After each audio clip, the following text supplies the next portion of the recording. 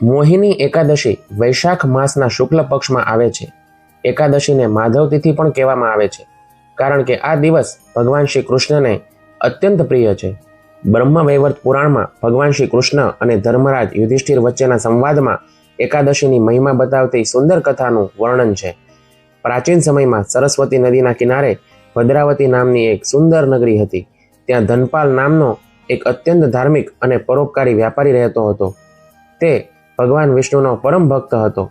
તેને 5 પુત્રો હતા, જેમાં 4 પુત્રો તો સદાચારી હતા, પણ 5મો પુત્ર ધૃષ્ટબુદ્ધિ અત્યંત પાપી નીકળ્યો. તે પિતાની સંપત્તિનો દુરુપયોગ કરી અનૈતિક કાર્યોમાં વ્યસ્ત રહેતો હતો.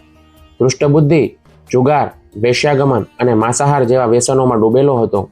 પિતાની મિલકત ઉડાવ્યા પછી જ્યારે પિતાએ અને ભાઈઓએ તેને ત્યાગી દીધો, ત્યારે તેણે પોતાના ઘરેણાં વેચીને ગુજરાન ચલાવ્યું. અંતે તે પણ ખતમ થઈ ગયું અને તે જંગલમાં ભટકીને પશુ પક્ષીઓનો શિકાર કરી જીવવા લાગ્યો. પોતાના પાપોના ફળ સ્વરૂપે તેને ખૂબ જ દુઃખ અને ભૂખ વેઠવી પડી.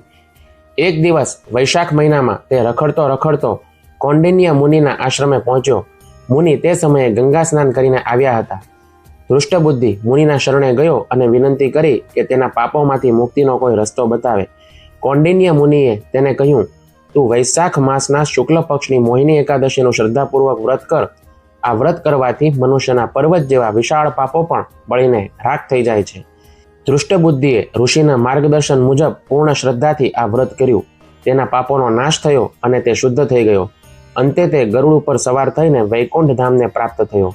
આ કથા દર્શાવે છે કે ગમે તેવો પાપી વ્યક્તિ પણ જો સાધુના શરણે જાય અને એકાદશીનું પાલન કરે તો ભગવાન તેને સ્વીકારે છે. પુરાણો અનુસાર જ્યારે દેવો અને અસુરોએ સમુદ્ર મંથન કર્યું ત્યારે તેમાંથી અમૃત કુંભ નીકળ્યો હતો. અસુરો આ અમૃત છીનવીને ભાગી ગયા, કારણ કે તેઓ અમર થઈને દેવો ઉપર વિજય મેળવવા માંગતા હતા.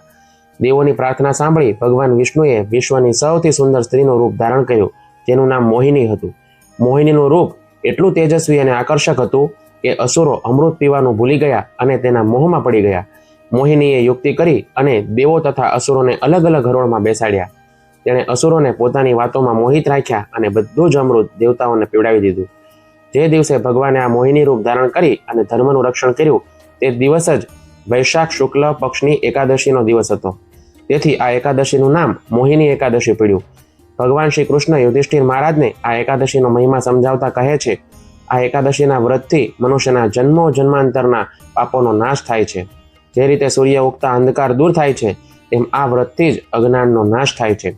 શાસ્ત્રોમાં જણાવ્યું છે કે હજારો ગાયોનું દાન કરવાથી કે અનેક તીર્થોમાં સ્નાન કરવાથી જે પુણ્ય ફળ મળે છે, તેના કરતાં અનેક પુણ્ય ફળ માત્ર એક મોહિની એકાદશીનું પાલન કરવાથી પ્રાપ્ત થાય છે. મોહિની એટલે કે જે મોહિત કરે છે. આ સંસાર એક માયા એટલે કે મોહિની છે, જે આપણને કૃષ્ણથી દૂર રાખે છે. આ દિવસે વ્રત કરવાથી ભગવાનની કૃપા મળે છે અને ભક્ત માયાના બંધનોને કાપીને કૃષ્ણની શુદ્ધ ભક્તિ પ્રાપ્ત કરી શકે છે. આ વ્રત કરનાર વ્યક્તિ આ લોકમાં સુખ ભોગવે છે અને અંતે પવિત્ર થઈને ભગવાનના ધામમાં જાય છે. આપ સૌને મોહિની એકાદશીની હાર્દિક શુભકામનાઓ. હરે કૃષ્ણ.